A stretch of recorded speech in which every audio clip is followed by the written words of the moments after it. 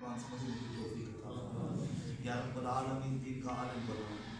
دین کا مفتی بنا، حدیث بنا یا رب العالمین یا رحم الراحمین، دین کے بڑے عہدے تک دین کو پہنچانا، دین کی خدمت کرنے کی میرے مولا کی توفیق عطا فرما یا رب العالمین، ان کو نیک سیرت بنا، نیک سیرت بنا، قرآن پاک یاد رکھنے کی ان کو توفیق عطا فرما یا رب العالمین، ان کے سینوں کو دین کے لیے کھول دو، ان کے ذہنوں کو دین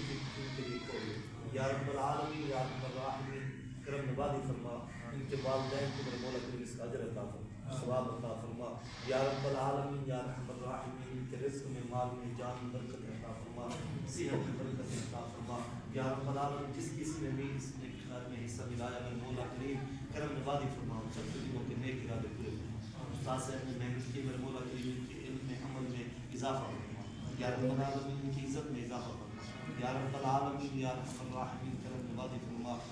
ان کی عمر میں برکتیں عطا فرما، عمر خضری عطا فرما یا رب العالمین، جتنے آئے بیٹھے ہم سب کے بچوں کو دین کا حافظ بنا، دین کا عالم بنا یا رب العالمین، سمجھنے کی توفیق عطا فرما یا رب العالمین، جو بچے نے قرآن پاک حفظ کیا اس کا ثواب ان کے دادا جان عظیم خان سے پیش کرتے ہیں، ان کی دادی اماں کے روح کو ثواب پیش کرتے ہیں،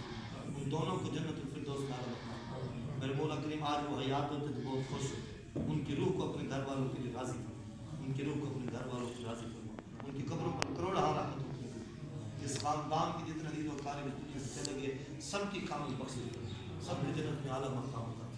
جتنے بیمار ہے بیٹھے شفا عطا فرما، جتنے پریشان حال ہے بیٹھے پریشانی دور فرما، ان سب کو آپس میں میں بولا کہ اتفاق اتحاد محبت سے رہنے کی توفیق عطا فرما، آمین ثم آمین، صلی سید المرسلین صلی اللہ تعالی علی خیر خلقہ ونور عرشہ وزینۃ فرشہ وقاصد